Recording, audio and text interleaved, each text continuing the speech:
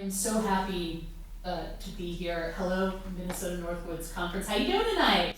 How you doing? See, I knew you had that in you. I could feel that energy. I am so happy to be here tonight. I am so happy to be at this conference. I am so happy to be at the Nicky for the first time. It is so beautiful. I can barely wrap my mind around it. I'm bringing up my little reading stopwatch, so I know not to wear out my welcome. But I'm so happy to be here. Thank you so much to my dear friend Sean Hill for the invitation to be here, and also to the wonderful people without whom this conference would not work: Matt, Sarah, Angie, Sean, with an S-H-A-W-N, and all of the amazing conference staff. Just thrilled to be in this beautiful place with so many talented writers. I'm going to start off reading from my latest book, Real Phonies and Genuine Fakes. First, I need to see a show of hands. How many people here have been to Dollywood? What? Oh, okay. All right. So after the conference is over, big mega road trip caravan down to Pigeon Forge, Tennessee. Dollywood is a very fun place. Lots of very legit amusement park rides, water rides, turkey legs, kettle corn, the whole deal. So yeah, highly recommend checking it out if you have the opportunity. Let's see. And all the places that I mentioned in this poem, which is called Drag Day at Dollywood, they are all real places in Dollywood. There's going to be some audience participation, and you will know it when you hear it. Okay, so this is called Drag Day at Dollywood, and it starts off with an epigraph from the lady herself. She's talking about her drag imitators, and she says, "Some of them look more like me than I do." Drag Day at Dollywood. Blue beehives whirl and loopily ascend long paper wands. Candied apples smash into shades of vixen, strike me pink, cherries in the snow. Lamé by the square mile ripples under the Tennessee sun. From a distance, the mountain sidewinder looks like a drunk, bejeweled caterpillar. The screams sound the same as on any other day. By closing time, 782 press-on nails will have been lost. A few contrarians bust out their bets, Patsies or Lorettas, dark bouffants stippling the deluge of blonde. Someone's great aunt comes as Kenny Rogers and strokes her beard like a newly adopted lapdog. A bus from Atlanta unleashes 24 dollies in matching bowling jackets, gutter queens sprawled across their backs in lilac script. To relieve the boredom at the Mystery Mine line, someone hollers, "When I say homo, you say sapiens." Homo! Sapiens! Homo! Sapiens! Dollies land the perimeter of the bald eagle sanctuary, watching the raptors swoop stoically on the other side of the netted enclosure. "They mate for life," Dolly exclaims, reading from Wikipedia on her phone. "Aw," Dolly says. "Ugh," says Dolly. A tall Dolly gives a short Dolly a piggyback ride through Jukebox Junction, making a laughing, lumbering chimera of poly satin and fringe. Dolly holds back Dolly's hair as she vomits purple slush and kettle corn into a bank of azaleas. Dolly, with weary patience, explains to Dolly why she can't pet her service dog. Dollies grasp turkey legs in their fists, tear flesh from bone. Thousands of pairs of Dolly lungs breathe in gasoline and grease, breathe out glitter. Dolly visits the restroom to check her wig and loses track of herself in the mirrors. Dolly drifts along an automated river, an undiagnosed tumor humming gently under her life jacket. Dolly holds a thumb and forefinger up to the setting sun, pinches it, and lovingly places it in Dolly's back pocket. Dolly, exhausted and sunburned, collapses onto a bench, rests her head on Dolly's breast, who rests her head on Dolly's breast, who rests her head on Dolly's breast, on Dolly's breast. This is a fantasy. This is entirely a product of my imagination. To my knowledge, there has not yet been a Drag Day at Dollywood, And Tennessee is actually where some of the most recent wave of pernicious legislation against drag performance and LGBTQ folks has originated. You know, I'm hoping for better times someday. The next poem is, it's about taxidermy, kind of. In this book, I'm writing more openly about my mental illness than I have in previous books. I have anxiety and depression, and I've been on meds for over 10 years now. So this is about a time when I visited a place called the Deer Trail Pioneer Historical Museum in Deer Trail, Colorado, and I visited with my friend Maya Garanth. She's an artist and writer, and this book is dedicated to her. And the Deer Trail, Colorado is on land that was originally home to the Arapaho and the Cheyenne. So this is two-headed taxidermied calf. I hated myself for pitying it. Nearly 30 years dead and alive for only a few hours, as if that could do any good. But there was something in its tender swirls of ochre hair that the amateur taxidermist couldn't quite make laughable. Yes, the eyes were badly shaped, but I almost believed them anyway. When they cut the mother open, did the mouths fall in unison or harmony? Did the lungs fill twice as fast? I tried to convince myself none of it was real, not even the notarized signatures of the rancher and vet, remembering that faking provenance is a hoax's easiest gamble. I thought of the days before the pills and the large stone my bad chemicals made for me to carry, a secret sideshow attraction to myself. The woman who smiles. Step right up and observe her perfect imitation of a person who doesn't want to die. Caesar was a twin, the other stillborn. They say he believed if he swept his arm across enough of the world, he'd finally catch the brother who abandoned him to dream alone in the dark. I reached past the display's blunted barbed wire to stroke one poor swank. When the animal was dying, was it relieved it wasn't dying alone? Did all four eyes close at the same time, two final streams of milk breath leaking into the early prairie light? I lied before about Caesar being born a twin. Sorry. I just wanted to see if I was still as good at it as I used to be. To see if I could still smooth a little poison over glass and polish it to a diverting flash, a mirror showing everything but itself.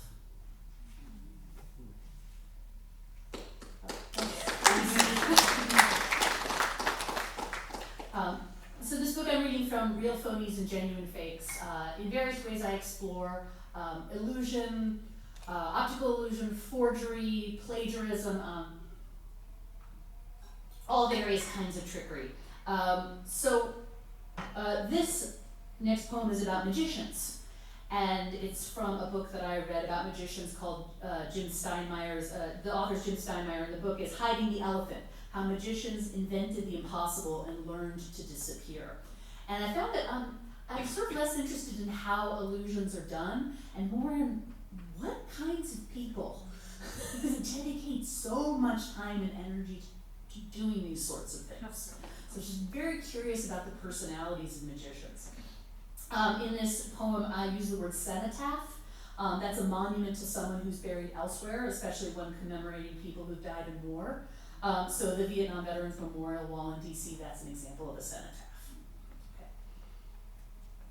The magicians at work. Over the years, they hunted the wayward apprentice watchmakers, the disappointing sons who transformed their surnames, hunted over acres of hinges, cogs, calluses, hidden whiskey, mustaches of breath from Farrell, poured an ocean of fortune into fabrications of brass and iron, spent entire seasons strumming massive harps of wire into perfect calibrations of invisibility, prayed to the gods of adjustable mirrors, cursed the gods of temperamental gaslights, broke the legs of imitators and thieves, chewed holes in each other's pockets, harnessed nightmares of giant silver hoops making endless passes over the bodies of the dead, hoisted high a cenotaph for hundreds of sacrificed rabbits, breathed miles of delicate thread into the lost labyrinths of their lungs, all to make a woman float, and none of them ever thought of simply asking her. I'm just going to switch to my second book, The Octopus Game. Just going to read one poem from there. It's called Octopus Vulgaris. And it's about a very special encounter that I had with a certain octopus at the Tennessee Aquarium in Chattanooga, Tennessee. Has anyone been there? Okay. Oh, we're going to get a few hands. All right. Okay. So not yet Dolly, but we have been to the very excellent aquarium in Chattanooga, Tennessee. I make a reference to Gehry, that's Frank Gehry, the architect, known for the undulating shapes of his buildings. Supposedly, he was influenced by, when he was a kid, his grandmother would buy live carp and let them swim around in the bathtub before she killed them to make gefilte fish. So he would kind of watch them swim in the bathtub. I really don't know whether or not that's true, but I love the story so much I want it to be true. And then I use the word girandoles, and those are kind of like little ornamental thingy-doos that kind of look like fireworks. You see them kind of like Baroque stuff. And that's it. So, Octopus vulgaris. The tank bubbles intermittently, but there is no tide to sway her into grace.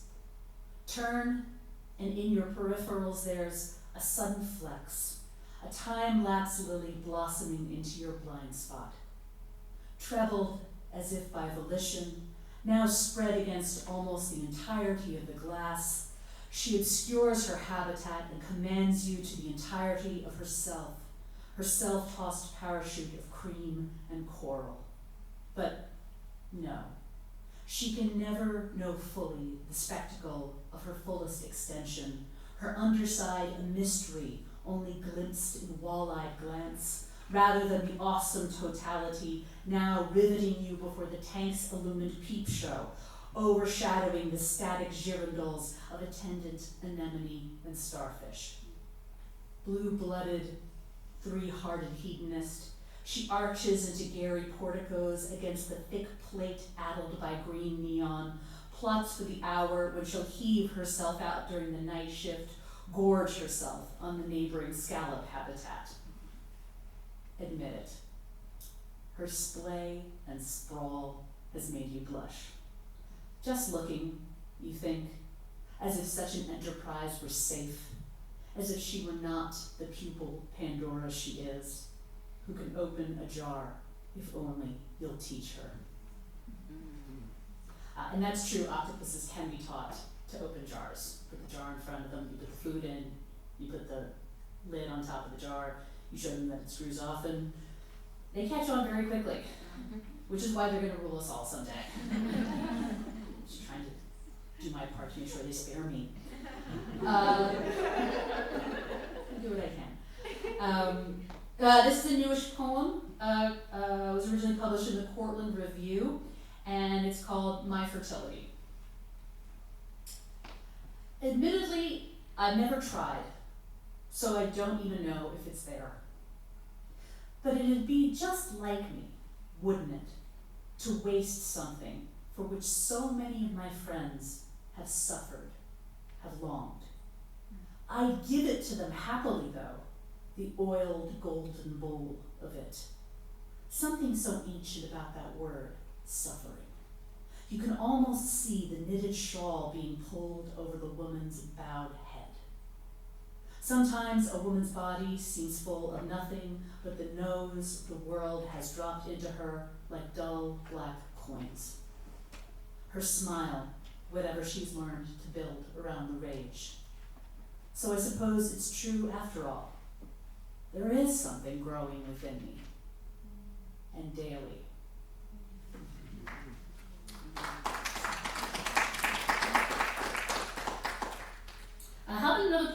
taxidermy?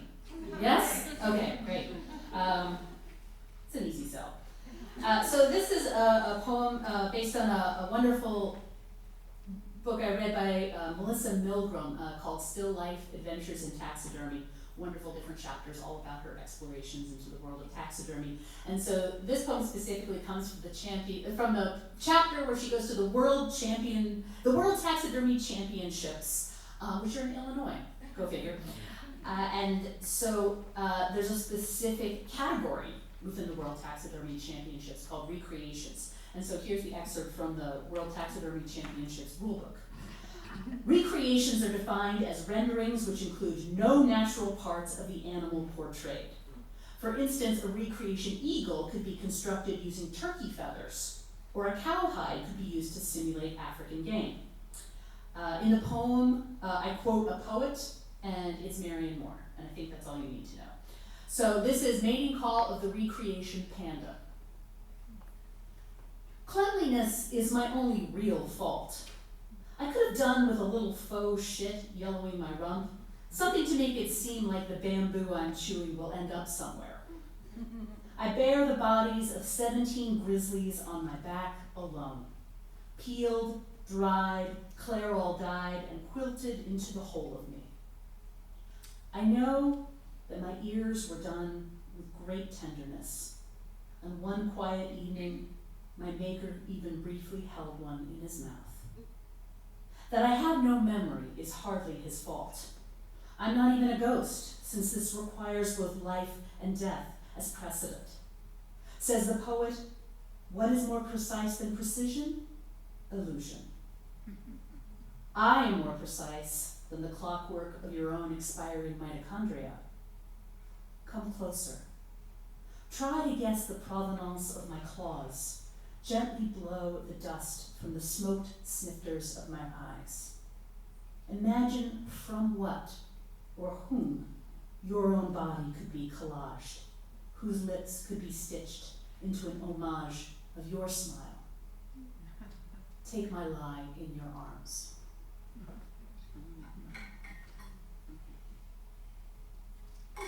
And now, naturally, a poem about Batman. And Michael Keaton is the only Batman that I recognize. Real ones, no. Dear Bruce Wayne, my parents are dead too. A dirty, self-cannibalizing Gotham, I also claim it, its city limits built by my skin. I slough and slough, but the city remains. Tell me, if you'd watched your mother's face go a slow yellow after they cut off her breast, if you'd watched your father's mind get chewed down to spasms, who would you fight then? What broken string of pearls would you chase into the gutter? Lucky boy to have an enemy. Admit it. What bugs you the most about the Joker is his drag. You suspect his crayoned mouth a lampoon of your dead mother. But don't you crave sometimes to be a little tacky? Doesn't the all-black bore after a while? Even your sweet ride can't help but leave a little fart of flames in its wake. How many others glare from the shadows at a one-man parade in a loud costume, blowing glitter kisses at grim justice? You just think you want to kill them for better reasons. What kind of person would trade laughter for righteousness? Every woman goes out knowing what you think you alone had sussed.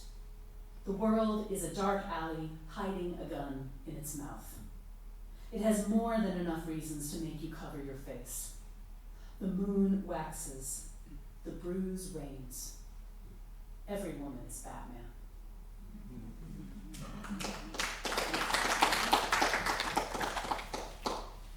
And two poem warning here.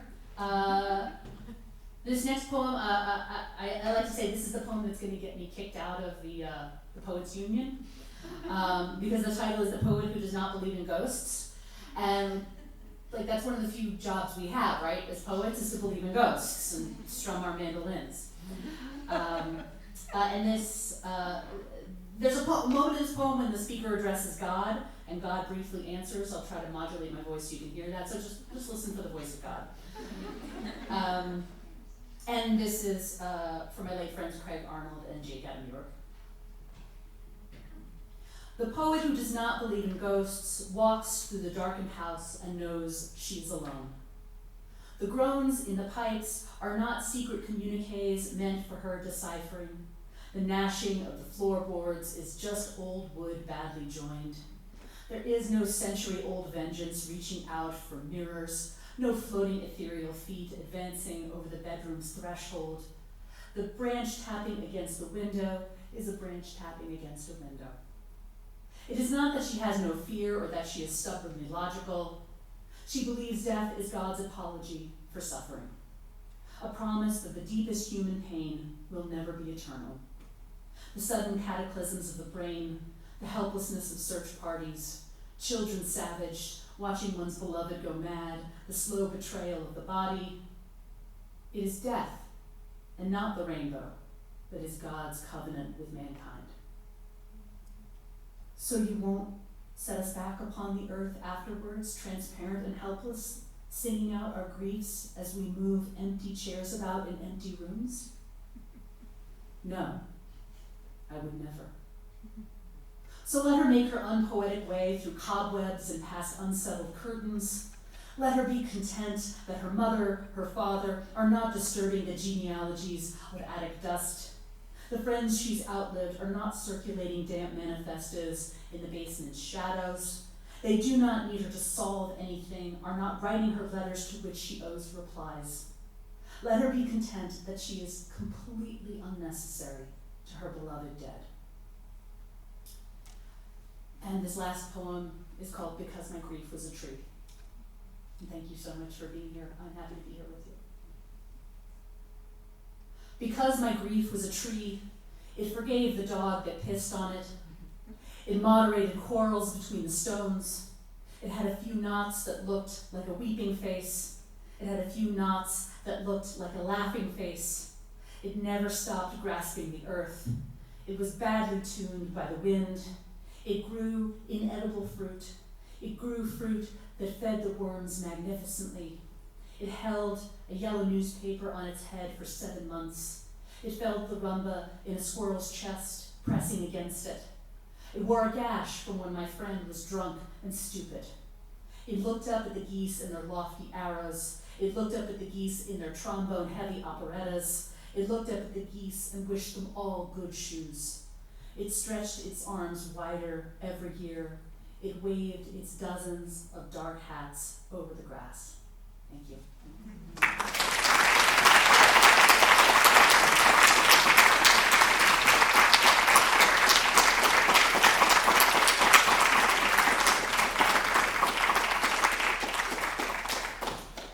And now a Q&A? Good questions, yes. All right, okay. And I know that most of us have just met, but please don't be shy. You can ask me weird stuff. It's totally fine. Yes? How do animals besides octopi appear in your work, and what kind of relationship do you have with animals in like the natural world? It's a lot. There's animals all over the place in my work, and it's really just always been that way. When I was really very, very young, I wanted to be a marine biologist. That was kind of, other than a bareback horse riding ballerina dancer. But then after that, I wanted to be a marine biologist. I grew up on Long Island, so I was near the ocean, and so I just always found marine animals really compelling. And then, over the course of my life, I got really interested in bird watching thanks to Sean, actually. And so just as my life has gone on, I've just found more animals to be fascinated with and get obsessed with. And I think what's interesting to me about them is that,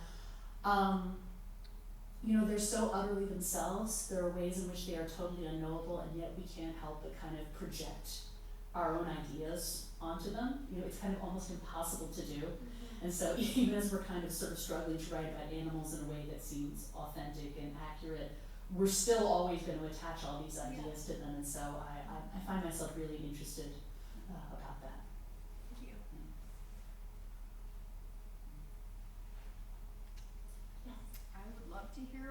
your process either of writing a specific poem, Genesis, development, or in general, how you get taken by an idea and what happens next? A lot of the ways that my poems start is from reading other poets' work, and what usually happens is, there's these kind of like blank pages at the back of a book. There's a way in which I'll be reading a book that I just find really interesting, and it'll just get stuff going in my head. And so as I'm reading, I have to stop and kind of like write down a note, and then read a little bit more, write down another note. And then there's a certain point where I find I've, covered it with, the last of the blank pages. And so I have to stop reading and basically go over to the computer and start kind of working on it. But so many of my drafts begin that way, where it's just, I'm not a musician, but I wonder if that's kind of like what jam sessions among musicians are like. So I feel, as I'm reading, I feel this poet inviting me to think about language in a certain way, think about ideas, musicality, and that kind of gets me going. So that's probably the most consistent way that a lot of my poems begin. So yeah, there are so many poets whom I'm indebted to. I really should do a scan. Go through my library and just do scans of kind of like all of the flyleaves that I've scribbled on. After a while, that would be kind of a fun project to do. Or maybe I'll do that. Yes. Jane, is that Jane? Yeah, Jane, hi. Yeah. How many drafts do you go through for a typical poem? Ooh. Oh, there's no typical number, because there's sometimes poems that I'll work on in my head for a while, and then I'll sit down and I'll manage to get a lot of it out and maybe work on another draft. But it's something maybe's been marinating in my head for a year or two. Yeah. And then there are poems where there'll be 7, 8, 9 drafts stretching over a period of 2 or 3 years. So it really varies. That one I remember when I realized it was done, I went and cracked open a beer after it was finished. So I'm like, yes. So do you write too big or too small when this happens? That's a good question. I think I tend to overwrite and then cut back and then fill in. And then sort of I'll write a lot of a draft and then find out that actually the beginning of the poem was in the middle of the draft, and I have to kind of move that up and move things around. So yeah, it depends, but I'm usually writing a lot and then trying to cut back. Yeah. Because sorry, did you have a follow-up? Oh, I didn't, sorry. Was there another question here? Yeah. What's the most unique voice or lens through which you had, what's the most creative medium you feel like you've embodied in your writing?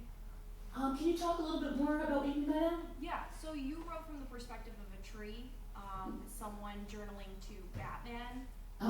What is the most unique voice you feel like you have presented in your poetry? In the Octopus game, I wrote a poem where I was kind of sort of trying to speak in the mindset of Bela Lugosi. He played he played Dracula in kind of the classic 1933 movie, and he was, he had a lot of difficulties throughout his life. Kind of got ripped off a lot. He was a morphine addict, heroin addict, and had to do kind of a lot of shitty B movies at the end of his life. And so that was a really interesting mindset to get into, because I was trying to get into his mindset where he's on the set of Ed Wood's movie Bride of the Monster, also known as Bride of the Atom, where he's where he has to wrestle like a giant prop octopus, and I think he's in his 70s or 80s, and his body is really breaking down, and he's standing in cold water, waiting for people to set lights, and just sort of thinking of, what is my life? So that was really interesting to get into, because I don't want to judge him, and I was just thinking, what is it like to play the bad guy over and over and over and over again? And that, I think how he was typecast is something that really frustrated him, and so I found that really fascinating. That's the first thing that comes to mind. Ask me another day, and I might say something else. Yes. How does being a professor impact you as a poet? Ooh, that's a great question. Well, it impacts me enormously because I really, really love teaching.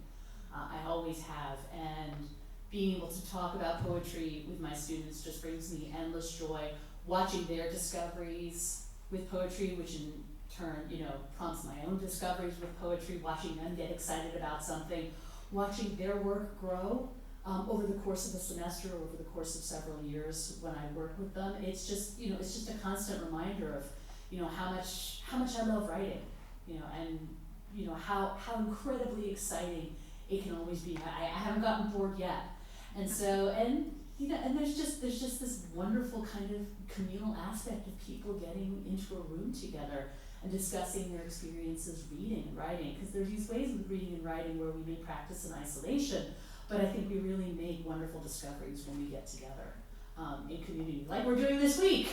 And so I couldn't imagine being a poet without being a teacher. I couldn't separate one from the other. Yes. When do you know you're done with the poem? Ooh. When I figure that out, I'll let you know. No, there's sometimes there are poems where it's I read a lot of my drafts out loud, and it's for me to hear so I can hear the wrong bits, the things that aren't quite right. And when I think I read draft after draft and I get to the point where it sounds right out loud and I can't really spot any false notes, I can kind of step back and go, okay, I think the music is there. Like, it's never going to be perfect, and it'll never be finished, but at least, like, if I feel like it sounds right, finally, from beginning to end, I feel like at the very least I can kind of step away from it.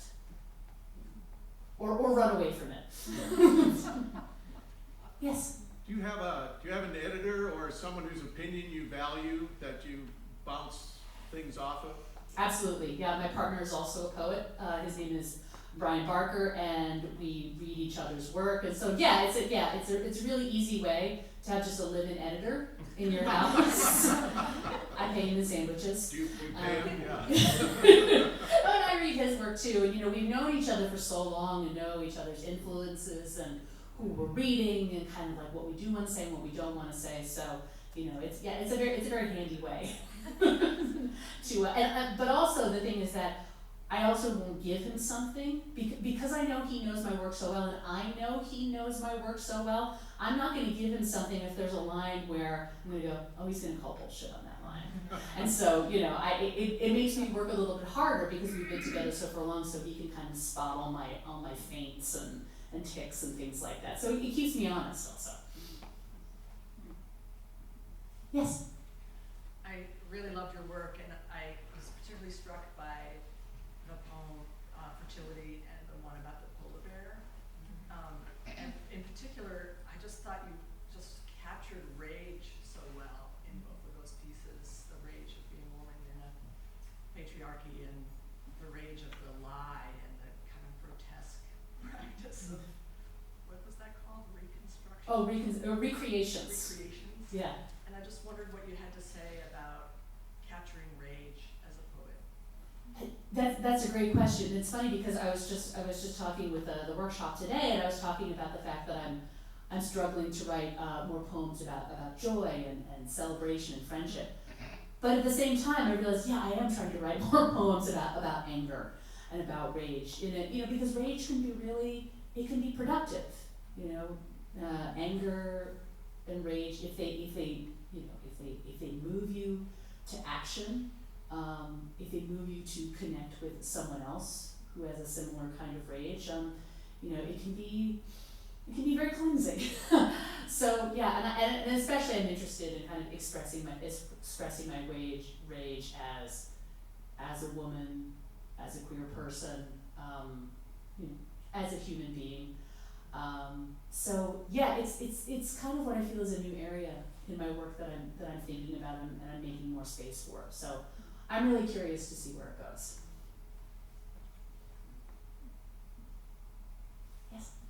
I was really interested to hear from two of your collections because they already seem so like different in tone a bit, and I was curious about, not to use the like cliche phrase, but if you've come to a work with like a central question sort of, or like questions that you're trying to answer, and how that forms maybe, but if it doesn't, maybe how that arises from the poems as you're writing them. Just curious. Yeah, no, that's a wonderful question. I think for me, it comes from figuring out a book, figuring out what a book is going to be or what I'm going to try and make a book into, comes from me discovering kind of the play or the game of all the poems interacting together. So there's this way where I just started writing 1 or 2 poems about octopus, and I just started thinking. Well, no, it wasn't that I just started thinking about it. It was that actually I had this conference with Carl Phillips, and I said, yeah, I'm writing some poems about octopuses. I'll make it into like an 8-poem sequence. And he said, why stop at 8 poems? And ooh, getting that permission? I was like, how far could I take this? And so then the game became to be like, what are all the ways that you can write about octopuses and write about them in art and film and write about them in a more conceptual way? Like there's some poems where I have octopuses hidden somewhere in the poem. Nobody can see them but me. But like I know they're there. But then as I was moving, I'd worked on this octopus-driven project for so long, I thought, okay, gotta put that aside, gotta work on my next book. Oh crap, what's that gonna be? I've been writing about octopuses for so long. And I felt this pressure to kind of say, no, can't write about octopuses. No, have to make the 3rd book very different. And what I found after a while, I could step aside from that idea, and I realized these octopuses, they're real masters of illusion. They can change the shape of their bodies, they can change the color of their skin, the pattern of their skin, the texture of their skin. There's certain species of squid that can emit light from their skin. And so, I realized I was still interested in writing about camouflage and illusion. I thought I can stay with that idea. I don't have to get rid of that idea just because it was part of the octopus game. And so really I see kind of like the 3rd book as an extension of the ideas of the 2nd book, the ones that I was most excited to still play with. And I realized, I can take all of these ideas and just, take them in another journey right now. And so that's been fun for me. I think it was when I stopped putting the pressure on myself to say your 3rd book has to be completely divorced from your 2nd book. And then I could relax a little bit and go, no, this is fun. And having fun, that's how I know I'm on the right path. Thanks. Yes? Thank you. This was like such an enjoyable and like tight runtime reading. I mean that Thanks. I mean that in a really earnest way of like I don't feel like I've seen many poetry readings where it feels so well paced and so intentionally ordered. And my question is kind of on that, like a lot of your poems have unique reference points or these like really kind of technical terms that we may not be familiar with, and the way that you kind of preface them beforehand and your sequencing of things. Could you kind of speak more about how you prepare for a reading that's so like clean in its execution? I'm looking for a press agent. We'll talk later. It comes from, I'm really drawn to obscure words. And I love how they sound and how they feel, but at the same time I realize that, they're just not necessarily going to be commonly known, and it can be, just a strategic thing. So in other words, when someone as I'm reading a poem, when someone hears a word that they're not familiar with, that it's not going to sort of stop them and they're going, what's that word? So it's part of just kind of like keeping the momentum going.